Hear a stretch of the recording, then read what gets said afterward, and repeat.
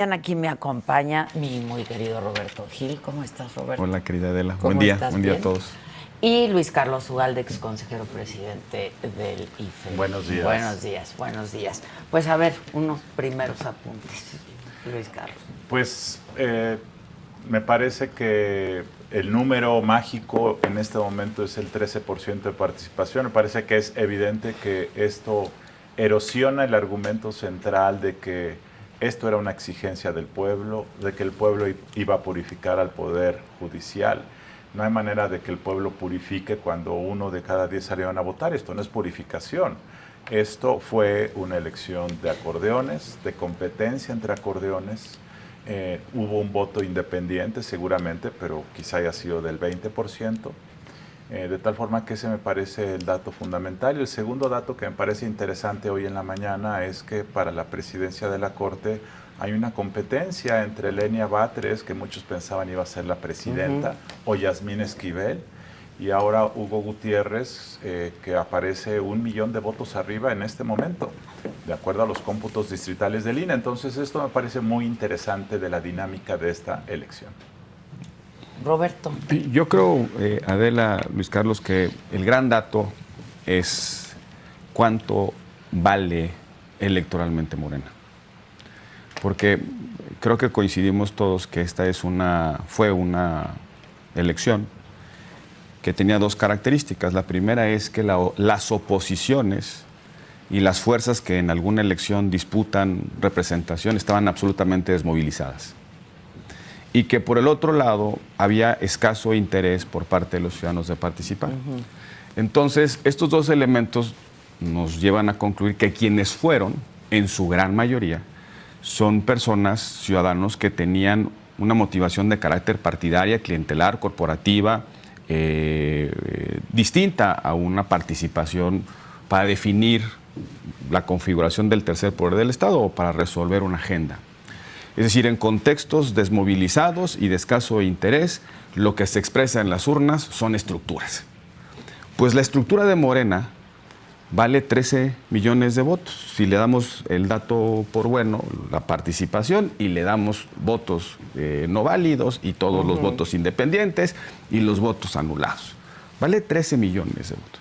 Es decir, la hegemonía de Morena, esa hegemonía que la oposición en un síndrome de Alicia en el País de las Maravillas, porque es esa condición de ver más grande las cosas o verte más pequeño, según la obra de Alicia en el País de las Maravillas. Es decir, la oposición o el país vemos una hegemonía del 74% de representación en el Congreso que puede cambiar la Constitución por sí mismos. Y vemos la hegemonía del tamaño de los 80% que registra las encuestas de aprobación de la presidenta. Pero en la tierra son 13 millones. No me puede decir nadie que esta elección no era importante para Morena. Era la legitimación popular de un proyecto de concentración de poder que había sido cuestionado por muchos y que motivaba enormes preocupaciones. A esa elección tan importante para su proyecto político y para la configuración del poder institucional, solo pudieron meter 13 millones de ciudadanos, con todos los siervos de la nación, con todos los gobernadores, con todas las instrucciones de las dependencias federales y locales, con las narcoalianzas ahí donde aplican. Toda la hegemonía se fue a retratar el domingo. Y es una hegemonía que vale 13%. Lo que yo creo que la primera lección para las oposiciones es superar el síndrome de Alicia y no ver tan grande lo que no es tan grande. Andrés Manuel López Obrador, siempre que ha estado en las urnas, ronda por esos números. En 2006, 14 millones de votos, 14.7. En el 2012, 15.8. En el 2018, duplica 30 millones de votos. Pero cuando fue a la urna a refrendarse, revocación de mandato, 16.5 millones de votos. Con un padrón 7 millones de ciudadanos más grande, Claudia Sheinbaum, la reforma judicial, todo Morena y Andrés Manuel y toda la hegemonía, supuesta hegemonía, sacan 13 millones de votos. ¿Cómo se llama esta película? La hegemonía va haciéndose chiquita. pero se percibe más grande, entre otras razones, por este problema de autopercepción de las oposiciones. ¿Sí es por eso, crees? Pues es que no hay nada enfrente. No hay nada enfrente. No podemos... mira, los partidos no han ido, mejor dicho, a ninguna de las convocatorias electorales que les puso López Obrador. Me voy a la consulta popular del aeropuerto. Movieron 1 millón de votos. Para ellos fue éxito, entre otras cosas, pues porque no fue nadie. Consulta de expresidentes, 6.6 millones de votos. Tampoco fue la oposición. Revocación de mandato, tampoco fue la oposición, 16 millones de votos. Elección judicial, no fue la oposición. Las oposiciones, 13 millones de votos. Déjame poner una perspectiva alternativa a la de Roberto. Creo que ese es un dato importante. Otra manera de ver la elección es el 60% de la población, cuando tú le preguntas, ve que la reforma judicial es buena onda. Dicen, este es un gesto democrático, estoy a favor de que me den la oportunidad, pero solo va 1 de cada 10 a la urna. Entonces, ese 60%, digamos, se te erosiona a 10% de cuando se trata de levantarse el domingo. ¿Qué quiere decir esto? Pues que hay una lectura difusa de que si me dicen, oye, ¿te gustaría votar por los jueces? Pues siempre dices que sí. Y eso usa el gobierno para justificar que el pueblo votó a favor de la reforma judicial. Que hayan ido ayer 10%, para mí no significa que el 90% restante haya repudiado, porque se ha comentado mucho, no creo que se trate de repudio, se trata de una suerte de indiferencia. Sí hubo un voto activo de rechazo, de abstención, pero digamos, la mayor parte de la gente no ve como relevante o simplemente no le dan ganas o no le entendió. Ahora, esa indiferencia, a mí sí me parece que para el argumento populista del pueblo decide, el pueblo exige, sí es muy delicado, porque se te erosiona este concepto de que el pueblo transforma, cuando en realidad lo que prevalece es la indiferencia. Y esa indiferencia me parece que sí te va minando tu argumento. Ahora, respecto a lo que dice Roberto, sí, efectivamente, el gobierno se concentró en las últimas semanas en movilizar porque era un signo de éxito. Y dijeron incluso que se iba a acercar a los 20%. Entonces, que haya salido 13%, sí me parece que es un símbolo de debilidad en la movilización, porque el propio hijo de López Obrador se involucró, los servidores. Entonces, este dato me parece que es muy relevante y sí creo que prende una alarma, porque si tú esto lo llevas a 2027, el problema es que en 2027 tendrías que instalar un sistema paralelo de casillas para la elección de diputados y luego otro sistema de casillas para la elección del Poder Judicial. ¿Cuántas personas que vayan a las urnas en 2027 a votar por diputados van a ir a la segunda casilla? Yo creo que muy pocos. No he visto los datos de ayer de Veracruz, de cuánta gente votó en la elección municipal, votó más del 40%, pero no he visto cuántos fueron y votaron en la elección judicial. Ese dato me parece que debe ser interesante. Y termino con una cosa. Es posible que esta idea, lo dije hace rato, esta idea de que la Corte, ahora Claudia levanta el teléfono y le llama a la Corte, no va a ser así de fácil. Es decir, la idea de esta persona, Hugo Gutiérrez, que va adelante en la votación, puede ser el presagio de nace una estrella, con todo el simbolismo, porque es de Oaxaca, y lo platicamos hace rato, de que es Benito Juárez. Puede ser una cosa sorpresiva en todos los sentidos, y que al gobierno al final de cuentas acabe dándose cuenta de que esto de ayer fue pues un concurso de fuerza de acordeones, y los acordeones, pues había acordeones de muchos gobernadores, y había acordeones de muchos grupos, y había acordeones de senadores. Veremos cómo queda la fuerza final. Pero crearon un monstruo, a lo mejor. ¿No? Evidentemente el hecho, o mejor dicho, la procedencia electoral de un cargo público cambia sus incentivos.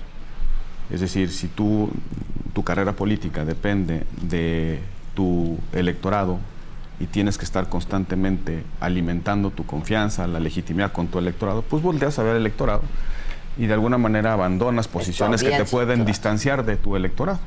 Ese es una intuición de ciencia política básica, ¿no?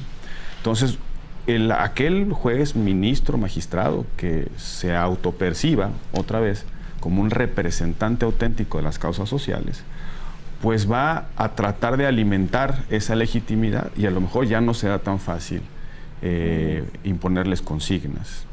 Y por lo menos esta primera generación, los que de jueces, magistrados, los ministros tienen un plazo fijo, no se pueden reelegir, pero jueces y magistrados sí tienen la posibilidad de en 6 años volverse a presentar a una elección muy parecida a esta, pero ya aprendiendo la lección de que tendrán que ir a esos distritos de donde surgieron a construir su propia base, no solamente territorial, sino también su base de apoyo.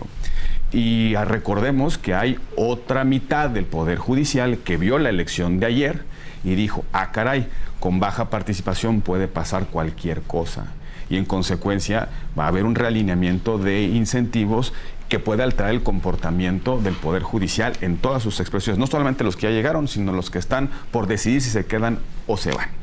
Ahora, ¿qué también implica? Y veremos cómo quedan jueces y magistrados, ¿no? Porque, por ejemplo, los penales que se resolvieron en el Estado de México o en Jalisco o aquí los del reclusorio norte-sur, pues a ver, en esa bajísima participación, ¿qué facción de Morena al final sí cumplió y se va a quedar con ese cargo? Porque lo que vimos, por lo menos muchos de nosotros, es que no es cierto que había una coordinación muy eficiente entre los acordeones de Morena. Sí. Pero yo quiero regresar al dato de la fotografía. De esos 13 millones, sí son muchos, pero me parece que ese es el piso de lo que significa territorialmente Morena. Es el piso, digo piso, no techo, es el piso. Los pueden sacar un domingo cualquiera. Ahora, también pueden sacar más, sin duda. Cuando exista un tema con interés, probablemente la gente. Por eso es tan difícil leer la abstención. La abstención, como dice Luis Carlos, no necesariamente es rechazo, puede ser desinterés o puede ser la percepción de que ya ganamos. Pues sí, ya igual, ya lo yo pertenezco a la hegemonía que todo lo puede. ¿Para qué sacrifico mi domingo si ya sé que el movimiento al que pertenezco se va a encargar porque tiene las condiciones? Y esto se puede profundizar, se puede ser todavía más grave cuando no hay nada enfrente. Permíteme 30 segundos de una imagen. Es como, y esto lo hemos estado alimentando creo que todos, indebidamente, quienes no pensamos como Morena. Estamos diciendo, oye, hay un partido de liga o de semifinal. Nos toca jugar contra el partido grande, con el partido que gana todos los torneos, etc. Oye, ¿sabes de qué me enteré, Adela? Que nos va a marcar el foul en el área chica y nos va a marcar un penal. Le vamos a perder por un penal que le va a dar el árbitro. ¿Sabes por qué? Porque resulta que el árbitro es del pueblo, del mismo pueblo del capitán del otro equipo. Oye, ¿sabes qué? Pues entonces mejor no vayamos, man. El gran desafío, el gran dile, no vayamos porque sabemos que vamos a perder y sabemos que vamos a perder con este fetiche de que el INE hace la trampa de Morena. Sí. Y ahorita hablamos de eso, porque hay que analizar y razonar qué pasó con el INE ayer. Pero no vamos al partido, por más que tengamos un equipo, posibilidades de jugar, a lo mejor aprender de haber jugado, etcétera. No vamos porque traemos la percepción de que el árbitro nos va a marcar un penal y vamos a perder por una trampa. Y resulta que el equipo, 13 millones, llega con divididos. El equipo llega enfermo, nos llegan medio crudos y de repente ese equipo que veíamos que nos iba a ganar con todo y el árbitro no es lo que estábamos viendo. Es un equipo de 13 millones de votos que percibimos como una fuerza arrolladora de 80. Ese es quizá el dilema de las oposiciones, dejar la autopercepción de ser pequeños y cambiar esta percepción de que la hegemonía de enfrente es una cosa verdadera, es un gigante. Vale 13 millones de votos con todo lo que tienen, y que es mucho. Toda la fuerza del Estado. Incluso el uso faccioso de la justicia, incluso el uso ilegal y criminal del dinero público. Eso no significa que en una elección ganan mucho más porque tienen una mejor narrativa, tienen una mejor oferta, la oposición está debilitada. Sí. Es decir, este es el núcleo de operadores políticos, de gente verdaderamente que se muere con el gobierno. Pero claramente la gente en general pues está satisfecha con las maneras como está gobernando, porque no hay nada enfrente. Y esto me lleva a un comentario que vale la pena. Yo creo que después de esta elección inicia políticamente hablando un nuevo ciclo, que es la elección de 2027. Y yo creo que con los resultados de ayer en Veracruz, en Durango y en la elección judicial, digamos, la oposición va a empezar a percibir qué significa eso para sus oportunidades, qué significa eso de aquí a 2027. La sociedad civil, digamos, organizada, opositora, que ayer se manifestó en el Monumento a la Revolución, va a empezar a hacer sus cálculos. ¿Qué sigue de esto? Y yo creo que este es un ciclo que va a durar 2 años. Yo creo que el gobierno enfrenta una coyuntura desafiante porque primero la elección de ayer tuvo baja participación y esto pues literalmente es una derrota política. Aunque digan que es un éxito, Sí, pues eso tienen que salir a decir. Digo, Dos, aunque hayan ido. en este momento en Morena hay liderazgos que están cuestionando la lógica de esto. Mucha gente sabe que esto es una reforma mal ejecutada. Yo creo que en este momento muchos en Morena deben estar pensando qué van a hacer con este nuevo liderazgo político en la Corte que están gestando, y que probablemente la persona que quede en la Corte, ya sea ella o él, asuman una posición de liderazgo que pueda en ciertos momentos tener mucha más resonancia y liderazgo que el partido. Entonces están pensando esto. Y yo creo que se abre otra vez una oportunidad. Yo creo que el INE ayer organizó la elección como pudo, pero finalmente ahorita van los cómputos distritales, van el 50%, a pesar de toda la dificultad operativa. Se instalaron casi todas las casillas. Yo creo que no hay argumento para culpar al INE, salvo que creo que el arbitraje político fue débil, tardío, pero creo que operativamente otra vez hizo su trabajo. Hay un temor en este momento que yo tengo de que la presidenta quiera presentar una iniciativa de reforma electoral en las próximas semanas que pueda desmantelar, capturar. Yo tengo la sensación de que después de lo que pasó ayer no habría mucha justificación para elegir a los consejeros del INE por voto popular. Yo tampoco creo que hubiera una justificación para decir el INE no dio resultados, vamos a cambiarlo. Yo esperaría, y esto creo que sería lo mejor para el país, que el INE se mantenga como está hasta 2027 y que eso deje al menos la posibilidad teórica de que pueda haber una elección donde haya un rebalance. Rebalance no quiere decir que la oposición gane la elección, rebalance quiere decir que los números hoy inflados del gobierno se rebalanceen un poco y eso permita una segunda mitad del sexenio con ciertos controles, a pesar de que la buena parte de las reformas han sido ya hechas, buena parte de la erosión institucional ya ocurrió, pero eso ayudaría un poco con el respiro para el futuro. Ahora, nunca ha habido un presidenta más poderosa. No, pero ya Adela, el poder no viene de la representación popular o de sus niveles de aceptación, que insisto, pueden ser percepciones relevantes. El poder de esta presidenta en concreto tiene que ver con la captura institucional. Tener una sobrerepresentación en el Congreso que no le dieron las urnas, tener un número considerable de gobernadores, tener hoy ya la posibilidad, no sé si en la Corte va a suceder, pero por lo menos habrá que ver el resultado final. Muchos de los que llegaron, jueces y magistrados, por la bajísima participación, muchos podrán ser de ellos mismos. Les ha de haber salido baratísimo meter a un juez. Solo en una estimación creo que van a ganar algunos magistrados por 3,000 votos. 3,000 votos es una asamblea de cualquier partido en domingo, mano. Va a haber de ese tamaño problemas.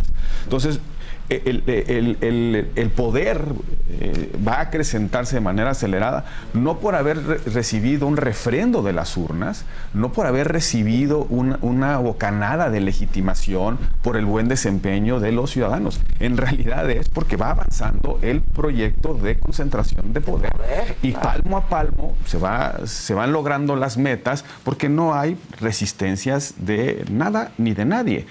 Yo escuchaba el semestre pasado aquí cuando te decía por qué yo me andaba inscribiendo, yo escuchaba, no se preocupen, ella se va a moderar, no se preocupen, los mercados nos van a poner en nuestro sitio, no se preocupen, ahí viene Trump, no se preocupen, el TEMEC va a reaccionar y entonces esto de la elección judicial se va a tener que ajustar. Vean, ¿Qué fue tu argumento de por qué si hay que ir a votar? Sí, pues va a suceder. Sí. Y aquí estamos. Pues sí, aquí estamos un día después. Un año y tantos después del 5 de febrero de 2024, cuando Andrés Manuel les dijo, ahí les va el plan C. Aquí estamos, no ha pasado nada de lo que dijimos que podía pasar en términos de contenciones externas. La única variable que no hemos activado es la contención interna.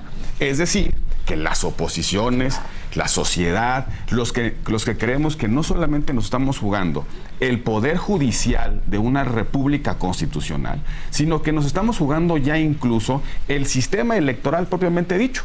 Es decir, se escucha muy padre decir que emprendamos la ruta para rescatar el poder judicial y una contrainiciativa que van a presentar los grupos parlamentarios de los partidos, cuando en realidad lo que está en riesgo es tener la posibilidad de hacer esa restauración republicana a través del voto. A través del voto. Claro. O sea, como decía Luis Carlos, para mí el problema de hoy lunes, frente al 2027, es si vamos a tener las condiciones de equidad, pluralismo, arbitraje imparcial e independiente para poder construir el argumento de restauración republicana a través del voto. Claro. A través del voto. Si no es que esto nos pueda ya...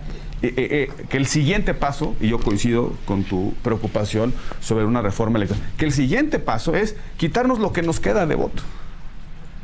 Esa es para mí la gran preocupación, porque hoy nos amanecemos con un poder judicial que responde a otros incentivos, con un poder judicial en la que probablemente hayan logrado el propósito de colonización, pero probablemente no tengamos ya jueces electorales, No sé quién quedó, no sé quiénes son. Podrá haber ganado los que se veían bien en las encuestas o podrá ser un jurídico de Morena, no lo sé. De ese tamaño va a ser el dilema frente al 2027, de ese tamaño. Si vamos a tener voto para poder impulsar pacífica, política, democráticamente una agenda de reconstrucción institucional frente a lo que está pasando. Así es. Sí, claro. Eso es lo grave ahora. Eso es lo grave. Eso es lo grave. Y hablemos un poquito del INE, perdón, Luis Carlos conoce muy bien esto. A mí me sorprendió un dato, y a ver qué opinión les merece. Creo que hay una conciencia cívica en los ciudadanos que son llamados a recibir el voto. Verdaderamente me sorprendió, porque decíamos, oye, hay una clara abstención, desinterés de la gente, ¿no? La gente no quiere saber nada por la complejidad de la reforma judicial. Pero el 98% de los presidentes de casilla se presentaron. Sí. Según el dato del INE, yo no pongo duda del dato, creo que la colegialidad y el servicio profesional nos harían dudar a afirmar manipulación. Pero según el dato del INE, solo participaron de la fila, el supuesto en el que no se presentan, 5.332 funcionarios de casilla, el 2.15% de los 246.975 funcionarios de casilla que preparó el INE. Entonces, yo creo que hay densidad cívica en los mexicanos. Hay una ética cívica que se expresa en esto. Lo que no hemos podido construir es una iniciativa política sostenible de largo alcance que convierta a esos ciudadanos comprometidos con la democracia en defensores del voto. Ahí estuvieron los ciudadanos, ahí estuvieron, en una cosa que era espantosa, que no tenía ninguna razón de sacrificar su domingo. Pero ahí hay una ciudadanía que está esperando una convocatoria, no una renuncia. Que responde juguemos a la el partido, a lo mejor la grada se enoja y a lo mejor el árbitro dice, ahí caray, están muy duros los gritos, y a lo mejor se arman ahí los jaloneos, y a lo mejor, pero lo que creo yo, por el dato del 98% de ciudadanos que se presentaron en la calle, que hay gente que sí quiere ir a jugar el partido. Que responden a la convocatoria. Que responden a la ¿quién convocatoria convoca? democrática. Es una convocatoria de ley, ¿eh? Es una convocatoria democrática. No fueron por Morena, muchos de ellos no fueron por Morena. Fueron a pesar. Porque yo no creo que el 98% de la gente sea Morena. No, fueron a pesar. Ellos fueron muchos de ellos. de dudas. Sí, claro. Esos ciudadanos no fueron por Morena, fueron por defender al INE, la institucionalidad electoral, 30 años. Una obligación. Una obligación. Cívica, sí. ¿Qué piensas tú de eso que conoces muy bien? Pues pienso que hubo una tasa de rechazo, antes de que este número se dé, hubo una tasa de rechazo muy alta de la gente que no quería participar. Pero quienes finalmente fueron ayer, pues lo hicieron correctamente. La experiencia en la casilla donde fui fue buena, pues porque estaban ahí solos. Yo cuando llegué fui a las 4:30 de la tarde, fui el votante número 26. De una lista de 550 y estaban ahí como, ay, ya llegó alguien, felices. Sí. Pero pues estaban ahí, se sentían responsables, se sentían que estaban cumpliendo un deber cívico. Eso muy bien, la verdad, muy bien. Y otro tema que quiero comentar, en las últimas 2 semanas se ha comentado que el INE puede hacer trampa. Yo no creo que vayan a hacer trampa. Yo creo que en este momento los funcionarios del INE están contando pues, los votos. Yo creo que lo van a hacer lo mejor que se pueda y yo creo que, digamos, en todo sentido la trampa ya fue hecha, ya no es necesario hacer más. Yo creo que el INE va a hacer su trabajo correctamente. Yo creo que, por cierto, en estas 2 semanas vamos a ver muchas cosas que no imaginamos. En las boletas, mucha gente anuló votos, mucha gente escribió, mucha gente llevaba acordeón, pero era muy difícil poder copiar ese acordeón. Incluso con el acordeón, era muy complicado. difícil. Yo estuve ahí metido con una urna, todo. Además las mamparas son muy pequeñas, muy entonces pequeñas, 9 no veías boletas. nada, la letra muy chiquita. Había que llevar pluma. Había que, pues a mí me dieron una pluma cualquiera, ¿no? Entonces ya veremos qué pasa con los votos, con lo que surja de las urnas. Yo creo que mucha gente votó por la primera boleta, que era la de la Corte, y yo creo que a la cuarta muchos ya deben haber dicho ya. Como de Entonces, Marín. a lo mejor si la tasa de participación fue de 13%, los votos válidos son del 10%, y a lo mejor va a haber boletas con 4 o 5% de votación, y por lo tanto, con una dispersión muy alta, pues va a haber personas que ganen con muy pocos pocos votos. Así es. Sí. Es que, pero la tentación al fraude,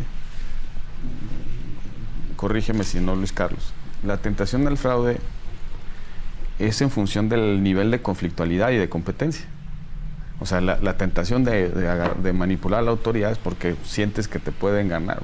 Yo no conozco hegemonías que se hagan autofraude. Y, perdón, no digo, es intuición. ¿Por qué van a alterar los votos en los consejos distritales el INE de una elección que fue un paseo en bicicleta? Sí, claro. O sea, para subirle Paseo 2 votos al primero como no hubo rivalidad, no hubo competencia, pues no tienen que arriesgar el pellejo de la credibilidad en los consejos distritales. Siguiendo la imagen del partido de fútbol, pues ¿para qué marcan el foul y marcan un penal si no llegó el equipo? Se ganó por default. Sí. Tiene muy poco sentido decir el INE va a robarle ¿qué elección y a quién se la va a robar? No hay contrincante. No contrincante. En todo caso, si es un tema entre el primer lugar de Morena y el segundo lugar, pues no veo el incentivo al autofraude. Y tampoco que el INE se preste a una lógica interna poniéndose la soga en el cuello. Así es. Sí. Tan es así que ayer se especulaba que iban a cantar un dato de participación, engordado, inflado, y muchos ahí anduvimos a ver tu casilla y tal, y vamos a sacarles el promedio. Sí. Sacaron algo verdaderamente razonable en términos de lo que se percibió. No es Pero yo creo que ya no tiene nada más que hacer el INE que cuidar su credibilidad, terminando bien un proceso electoral muy complejo que le impusieron, Y ahora sí, eso, donde yo veo la prueba de imparcialidad, de profesionalismo, de autonomía del INE, diciendo una cosa muy sencilla: gobierno, yo no voy a organizar la elección del 27 en las condiciones que me impusiste para esta. Y eso implica presupuesto, claridad en las reglas, que el legislador arregle ciertas distorsiones, que empiece a haber consensos sobre cuáles son las certezas. Porque una cosa que sucedió, lo único que yo le podría objetar al INE, y de alguna manera fue sencillo, pues como no había conflictualidad, lo único que yo le podría reclamar al INE es que dejó que hicieran y deshicieran los de todas. Las presidenta el sábado, viernes o sábado, en plena veda electoral, estaba llamando en mensaje de cadena nacional, ahora ya no sé cómo se llaman, llamando a la participación. Nadie dijo nada, pues entre otras cosas, porque como no hay partido, pues no dice nadie, marca Bueno, yo creo que a lo que hoy le toca al INE es decir con mucha claridad, yo, INE, autónomo, como se asuman, régimen, te digo con toda claridad, no voy a organizar el 27 así. Porque entonces el colapso es institucional, sí es brutal. Yo creo que la libraron. Pero imaginemos la elección del 27, 16 gobernaturas, la Cámara de Diputados, 30 congresos locales, 30 o 29 elecciones de ayuntamientos, más la mitad del Poder Judicial Federal, más todos los poderes judiciales locales, y si me apuras, hasta una consulta popular nos pueden poner. Imagínate esa complejidad de votos, de boletas, lo que vimos ayer esto, más lo que vimos regularmente año con año, con un INE, con menos casillas, sin presupuesto, sin CAEs, suficientes CAEs, los capacitadores, con el problema para reclutar funcionarios de casilla, con dificultades de arbitraje, sin partidos revisando las condiciones de legalidad de la elección. Eso puede ser el siguiente paso de la destrucción.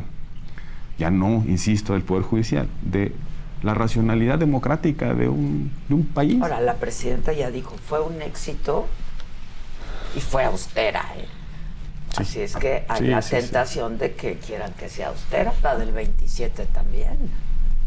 Y si no hay lana más. Así es. Ahora, la oposición. Pues ya lo dije, no fue al partido. No fue al partido. Y no fue al partido por esta idea de ya está todo definido, ya nos van. Si jugamos bien y metemos goles, nos los van a cambiar. Por eso, pero ¿quién va a convocar ahora a todos estos ciudadanos? Y yo creo que esa es la gran pregunta. Esa es la gran pregunta. Y no es para el PAN o para el PRI o para MC. La gran pregunta es para los ciudadanos todos. Hay por ahí gente que quiere plantear, ciudadanos que quieren plantear el argumento, no sé si en lógica testimonial política o si tratando de encontrar alguna atracción legal, que se plantee el tema de no puede haber una elección válida con un nivel de participación tan bajo, sobre todo con las implicaciones de esta elección en términos de configuración del tercer poder del Estado. Creo que como pedagogía política puede tener sentido. ¿Qué hacía López Obrador cuando perdía? Eso. Impugnaba, y así en una de esas hasta chivos llevó, hasta a ti te tocó, esas cosas. Pero ¿cuál era el fondo? Poner el dedo. Miren todo lo que pasa en una elección y cómo me hacen trampa porque no gano. Y después de esos movimientos que hizo de indignación por un resultado electoral que había perdido, pero que no quería aceptar, pero sí produjeron correcciones institucionales, buenas o malas, pero pues nos tuvimos que sentar a la mesa a atender el reclamo. No sé si valga la pena, con lo que valgan, lo que valgamos, quienes están politizados, pues hacer este planteamiento. Yo creo que esa es una buena idea. Dos, yo creo que sí vale la pena hacer una invitación al gobierno a que seriamente se siente a pensar cómo reformar la reforma judicial. Más allá de lo que ha dicho Sheinbaum hoy de que fue un éxito, yo no veo por qué tiene que comprar tanto este argumento y llevarlo al extremo cuando es insostenible esta idea. Pudo haber sido más cauta, pudo haber dicho es la primera vez, hay que revisarla, hay que fortalecerla, tenemos que hacer que la gente, o sea, pudo haber sido más responsable, compró el boleto completo de la defensa a ultranza, Pero yo creo que el gobierno debe pensar con claridad, porque en 2027 no hay manera de ir con esta elección así. Ayer, como comenté al principio, se pudo porque había elecciones en 2 entidades. Simplemente hay que explicar que como la elección de jueces no puede haber partidos y la elección de diputados y de gobernadores sí hay partidos, entonces tú en 2027 tienes que generar un sistema paralelo de casillas. Que no contamine. Y entonces eso te vuelve muy caro, muy difícil de operar. Y de campañas. Claro. Entonces es muy complicado y en 2027 se juega la Cámara de Diputados. Para el gobierno este tema es muy importante. Entonces si va a haber esa reforma, el gobierno tiene de dos: o sigue con su discurso de polarización, de decir ganamos, la derecha, la reacción, la oposición están moralmente derrotados, el pueblo votó, o bien tratan de hacer dentro de lo que se pueda algunos ajustes, algunos acotamientos, reducir el alcance de los números a elegir, dispersar a lo largo de los siguientes años la renovación de los cargos, porque si no, no hay manera. Y la otra que creo que la oposición debería de hacer, y creo que además tendría mucha resonancia con la sociedad y el pueblo, sería una petición, una reforma, como las que se hicieron en los años 90, para exigir que haya un blindaje de los programas sociales y que estos no puedan usarse con fines clientelares, proselitistas, movilizadores. Yo creo que mucha gente ayer, de los que les pidieron ir a votar de los programas sociales, deben estar cansados, algunos ofendidos, medio hastiados, de que les piden ir a mítines en el Zócalo, les piden ir a eventos, les piden ir a votar. Y yo creo que el mensaje de decir, el segundo verdadero piso de la transformación es que los programas sociales son tuyos, nadie te puede condicionar, nadie te puede exigir. Esta batalla fue muy importante en los años 90 hasta que el PRI cedió y dejó de usar los programas de apoyo con fines electorales. Creo que esa batalla es muy importante. Si no da la oposición esa batalla en los próximos meses, creo yo que en 2027 el clientelismo va a ser mucho más potente que ahora. Yo creo que hay dos acciones concretas. Yo sí creo en la impugnación de la elección.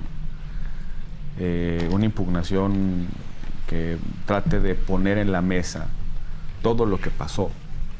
Por ejemplo, la ruptura del principio de legalidad en la organización de las elecciones por acuerdos del INE, el tema de la geografía electoral, el problema de campañas sin campañas. Vamos a ver qué pasa con la fiscalización, el comportamiento de los comités de selección, de evaluación, como fueron violaciones a las suspensiones en materia de amparo, campañas anticipadas, el problema del escrutinio y cómputo en los consejos distritales. Por primera vez en la historia del sistema electoral mexicano, tú no tienes un derecho de protesta en la casilla, porque no hay representantes de los candidatos. La ausencia de mecanismos de defensa de tus derechos, como por ejemplo, ¿por qué lo digo? Pues porque en la misma elección en la que a ti te pueden o no respetar las condiciones de legalidad, se elige el tribunal que hace respetar las condiciones de legalidad. Claro. O sea, no sé si cuando hace un principio que los jueces que van a resolver las controversias deben estar previamente constituidos a la propia controversia, si no se vuelven jueces ad hoc de la controversia. Entonces, hay una serie de elementos que pudieran crear una impugnación en el sentido de vamos a revisar las condiciones de legalidad. Si por ahí logramos el regaño del tribunal a Fox, ¿te acuerdas? Sí. El del 2006, que motivó presión para hacer unas reformas, pues habremos ganado algo. Por un lado creo en la impugnación y por el otro lado creo que hay que abrir un proceso político de calificación parlamentaria de las condiciones de la elección. Es decir, el Parlamento no solamente hace leyes, no solamente asigna presupuesto, también puede discutir, parlamentar sobre realidades políticas. Vamos a llevar este debate de las condiciones de las competencias, sus implicaciones para adelante, en un formato parlamentario, ya sea en una comisión parlamentaria o en un contexto en el cual desde el Congreso de la Unión, con los representantes de los ciudadanos, discutamos desde el origen de esta reforma. ¿Cuál es el origen de esta reforma? No hay que perder de vista la sobrerepresentación, el procesamiento de la reforma constitucional con la violación de todos los requisitos de un proceso parlamentario en un gimnasio sin validez en el quórum, la presión, compra, coacción de los votos parlamentarios. Vamos a recuperar la historia desde el Parlamento. Entonces yo diría, por un lado, la impugnación cívica, social, organizaciones, abogados, los colegios, quienes vamos a poner esto en la mesa en toda su complejidad y con todas sus implicaciones. Y por el otro lado, una iniciativa parlamentaria, de tal manera que logremos, a lo mejor el gobierno, el régimen no va a retroceder, no van a presentar la iniciativa, pero sí podemos ir generando pedagogía política, pedagogía social, para que probablemente en el 27 haya más de 13 millones de mexicanos que no estén dispuestos a aceptar una elección en cualquier condición. Y sobre todo, que haya más de 13 millones de mexicanos que no aceptemos el argumento que, bueno, ni modo, o voto y valido, o me abstengo, y a ver qué pasa. Eso es para mí el objetivo. Todavía el mismo día de la elección. Que la semana previa al primer domingo de junio del 2027 no andemos respondiéndonos a nosotros mismos si validamos el segundo macrofraude a través de nuestro voto, o de plano nos abstenemos como segunda forma de protesta. Yo lo que digo es que no hay tres llamados como a Pedro, no hay tres llamados. Ya este fue el primero, el que sigue es el del 27, el tercero ya no llega. Bueno, un comentario de Durango y Veracruz. Le va bien, yo mejor empiezo por ahí, una derrota estrepitosa para Morena en Durango. Sí. La primera derrota de Andy López Beltrán. Él se involucró en esa elección, puso al candidato, se rentó ahí un hotel, ahí estuvo operando y queda en tercer lugar.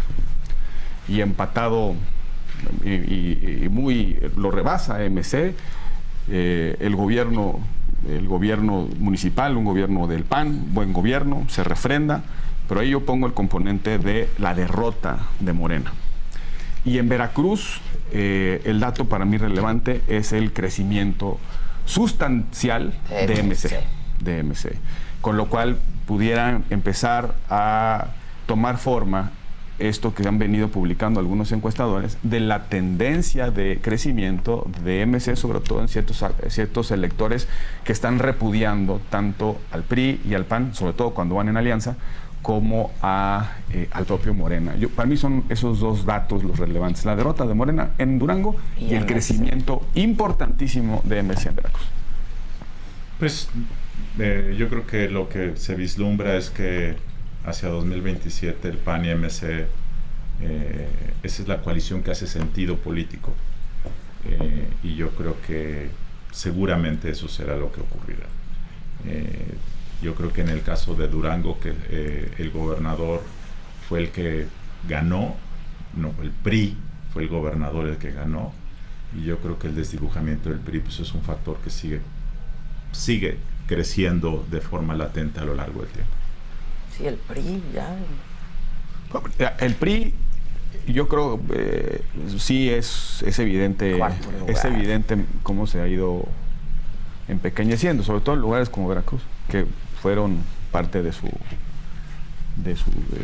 bueno, un estado importantísimo para ellos, histórica y políticamente, partidariamente hablando. Pero yo creo que, Alito, en lo personal, la elección es una bocanada de aire fresco, porque quienes pensaban que se iba a hundir probablemente perder el registro, pues ahí rescata sus 10, 11 puntos en Veracruz. Y de alguna manera se cuela con la coalición en Durango. Y a ver cómo termina la asignación de los votos por distribución de convenio, Luis Carlos, porque ahí fueron en candidatura común, y entonces presentan un convenio de coalición y los partidos pactan indebidamente. Ya a mí me parece una regla perversísima, que es una burla para los electores, pero se distribuyen entre ellos los votos que recibe la coalición. Tú votas por un solo emblema, ¿no? Es el emblema común, pero luego hay un mecanismo a través del convenio para distribuir cuántos nos corresponden a cada uno de nosotros. Entonces, a ver cómo queda esa distribución. Creo que el PRI no le va a ir mal en votación agregada en Durango. ya con esta distribución. Entonces, salva el pellejo en el PRI, en Veracruz, y a lo mejor salva la estética en Durango. Y ahora van a pasar muchas cosas en términos internos, sobre todo en MC habrá entusiasmo. Ellos ya tendrán una lógica. Hay todos los incentivos de MC para empezar a construir una lógica del 27 solos, ¿no? Solos, yo también creo. Solos. Van a seguir la combinación, buenos candidatos, causas muy específicas, probablemente abstraerse de todo el ruido que genera el pro López Obrador. Creo que ha sido una estrategia razonable para ellos. Buenos candidatos, causas específicas y salirse de ese ruido. Buscando su ruta solo.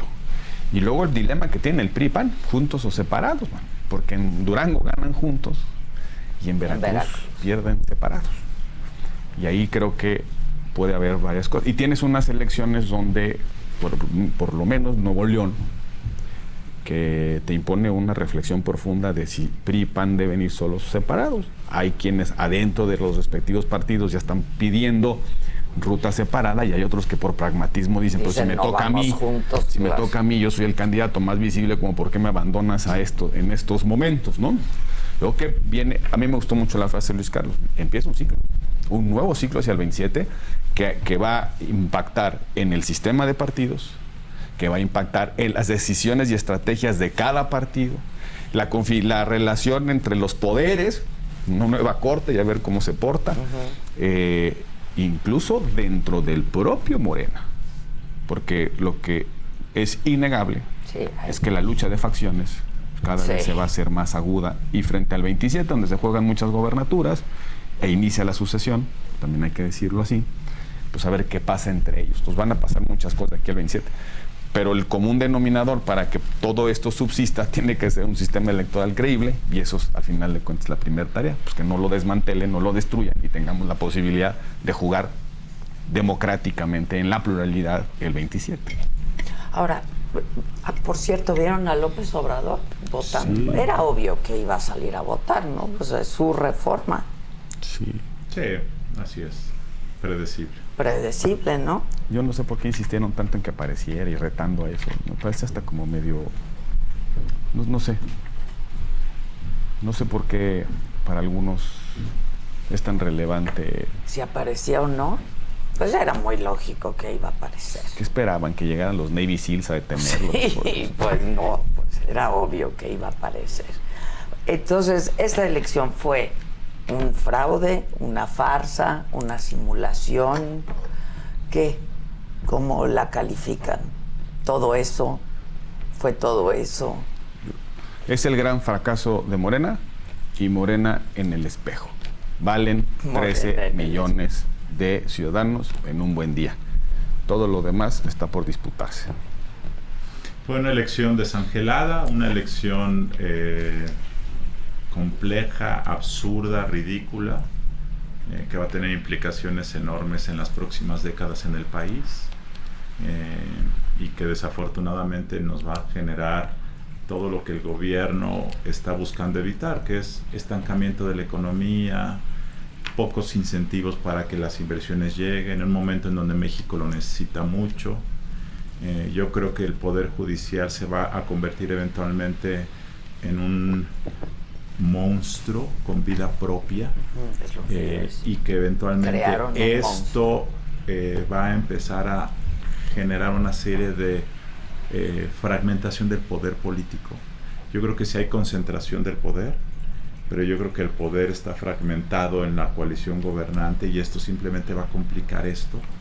Yo creo que la propia presidenta de la República no va a poder consolidar el control político que requiere para transitar los próximos años.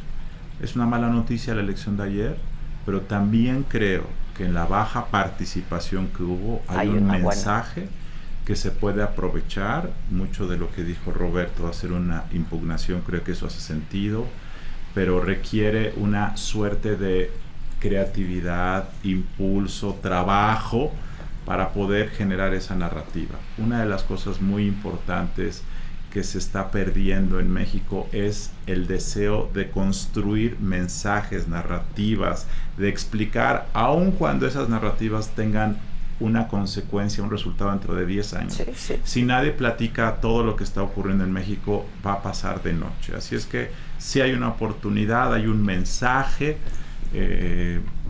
y nadie va a sentir lo que pasó allá. El país lo está sintiendo ya de forma latente en la baja inversión, pero las personas en la calle no van a darse cuenta. Lo que ayer ocurrió prácticamente nadie se habrá enterado, la gente sabrá que fue 13%, pero no habrá una consecuencia inmediata, salvo los que empiecen a tener que ir con jueces, salvo las empresas que quieran litigar frente al gobierno, que será muy difícil ganar, y creo que esa será la situación en los próximos años. Gracias, Luis Carlos. Gracias. ¿Quieres agregar algo? ¿Te veo el jueves? Sí, nos vemos el Aquí jueves. nos vemos. Mucho más que hablar. ¿Qué dijeron en la mañanera de